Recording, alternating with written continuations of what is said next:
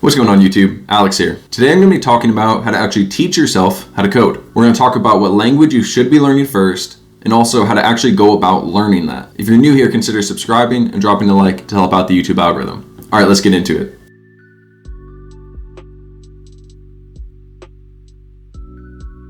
Now, a common question for beginners is, what language should I learn first? The answer to this can really depend on what your goals are. If you're looking to get into more web-based development, then a language like JavaScript can make a lot of sense here. If you're looking to do more home automation and work with microcontrollers, then something like Python could make a lot of sense as well. Now, a lot of people will recommend Python and JavaScript as great starter languages, and that's for good reason. Both of them are a little simpler than some languages can be, and they're very widely used. If you're unsure on what to pick, I would just go with JavaScript, as it really is used in basically every website that you would use. An important thing to remember about programming, though, is that a lot of these concepts you'll see in basically every programming language, especially at the intro level to them. And learning the basics of programming itself is going to let you pick up another language much more easily when you need to actually use it. For example, the idea of a variable, which is something that is used to store data in, is in every programming language. When first learning to code, these basic building blocks are the more important thing to learn,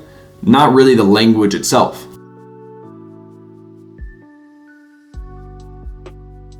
Now, let's talk about how to actually learn to code. There are really two main steps that you need to take to learn a programming language. You need to learn about the language itself, and then you also need to take those things you've learned and apply them to solve your own problems.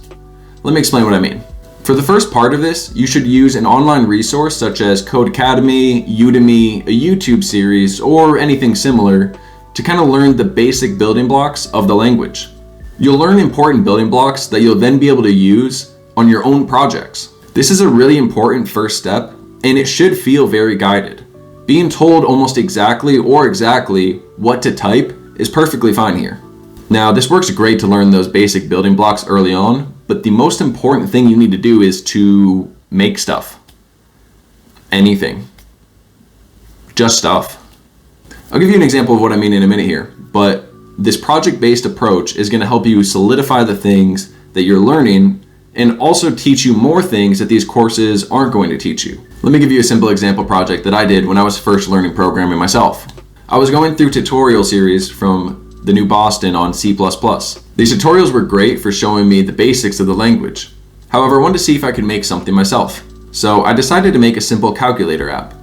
All it did was take in an operation such as addition, multiplication, subtraction, or division, and then two numbers and give you the result. It was not very user-friendly and overall was a pretty bad calculator to use. However, this was a great first project as it let me put some of the things I've been learning to the test. These projects aren't meant to be a memory test, it's really quite the opposite. You should use Google as much as you need to. If you forget the syntax for a for loop, just Google it. The purpose of these projects is really to just combine the things you've been learning together. At this point, you may be wondering, what project should I start out with? Well, here are 3 beginner-friendly projects that you can give a try. You could build a calculator app. Just like I did, you could do something where it just takes in an operation and 2 numbers and gives you the result.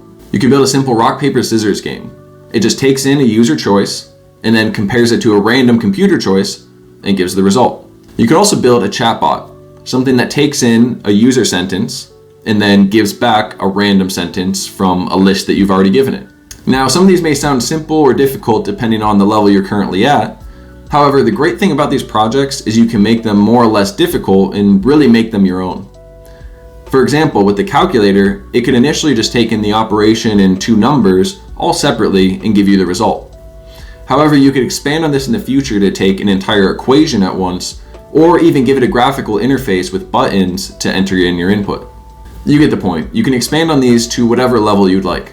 Alright, so to sum everything up, to learn a programming language, you first need to select a language to learn. I would recommend either JavaScript or Python. However, you can select a different language if you'd like.